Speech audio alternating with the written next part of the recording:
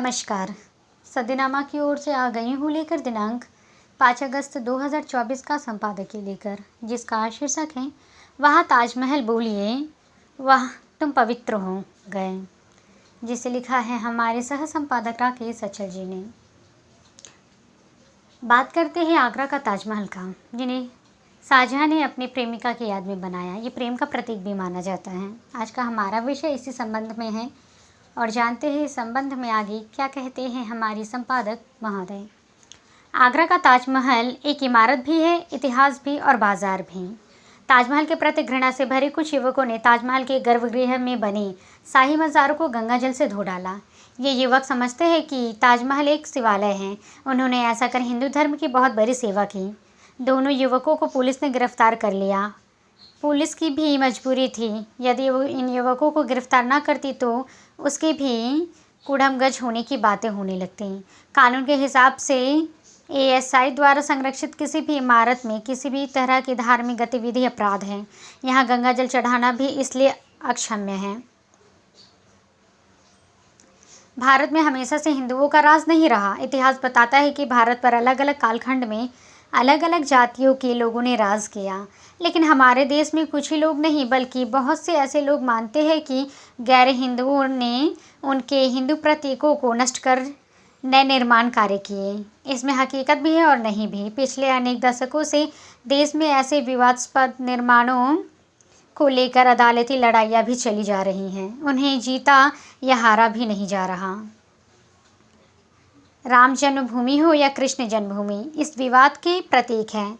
मैं बात कर रहा था उस ताजमहल की जिस पर किताबें भी लिखी गई, नज़में भी लिखी गई और फिल्में भी बनी और अनेक उपन्यास भी लिखे गए।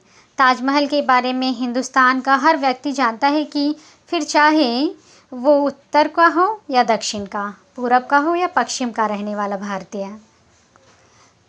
हमें बताया गया है कि उत्तर प्रदेश के राज्य के आगरा शहर में स्थित एक विश्व धरोहर मकबरा और विश्व के 7 अजूबों में से एक है। ताजमहल का निर्माण 17वीं सदी में मुगल सम्राट शाहजहां ने अपनी पत्नी मुमताज महल की याद में करवाया था।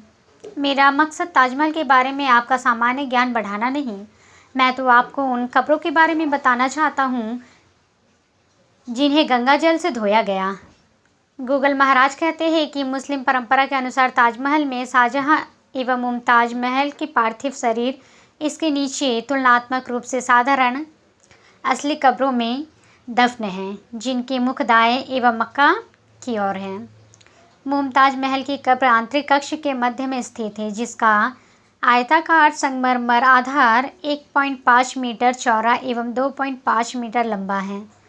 आधार एवं ऊपर का श्रृंगारदान रूप दोनों ही बहुमूल्य पत्थरों एवं रत्नों से जरे हैं। इस पर किया गया सुलेखन मुमताज की पहचान एवं प्रशंसा में। इसके ढक्कन पर एक उठा हुआ आयताकार लॉजेंस हारमोन्स बना है, जो कि एक लेखन पट्ट का आभास है। शाहजहां की कब्र मुमताज की कब्र के दक्षिण की ओर है। यह पूरे क्षेत्र में एकमात्र दृश्य अस्मितीय घटक है।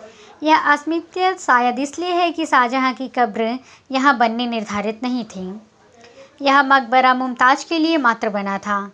यह कब्र मुमताज की कब्र से बड़ी है, परंतु वही घटक दर्शाती हेरु एक बृहत्तर आधार जिस पर बना कुछ बड़ा श्रृंगारदान, वही लेपिडरी एवं सुलेखन जो कि उनकी पहचान देता है। तहखाने में बनी मुमताज महल की असली कब्र पर अल्लाह के 99 नाम खुदे हैं, जिनमें से कुछ है ओ नीतिवान, ओ भव्य, ओ राजसी, ओ अनुपम, ओ अपूर्व, ओ अनंत, ओ अनंत, ओ तेजस्वी आदि। शाहजहां की कब्र पर खुदा है उसने हिजरे के 1076 साल में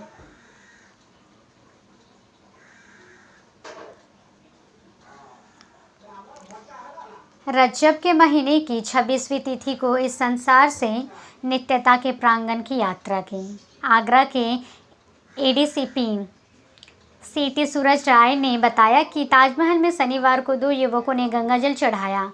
दोनों युवक गंगा जल बोतल में लेकर पहुंचे थे। ऐसे में वहां पर सुरक्षा में तैनात जवानों को पता नहीं चल पाया। दोनों युवकों के अखिल भारत हिंदू महासभा से जुड़े होने का दावा किया जा रहा है। श्रावण माह में गंगा जल शिवालयों में चढ़ाया जाता है। मुझे लगता है कि हिंदू युवकों के इस कृत्य से शाहजहां और मुमताज़ बेगम की आत्माएं तृप्त हो गई होंगी।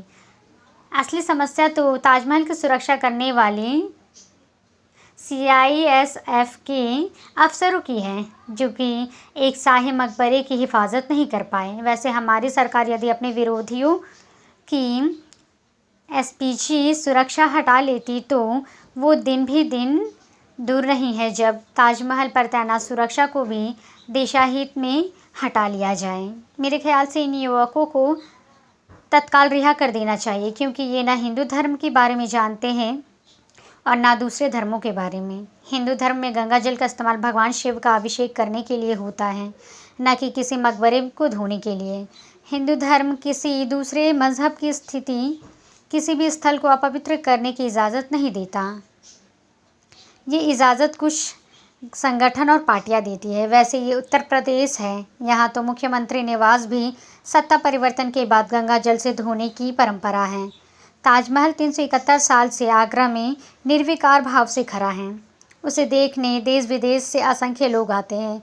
पिछली सदियों में ऐसा कोई शासक पैदा नहीं हुआ जिसने ताजमहल की शान में कोई गुस्ताखी की हो।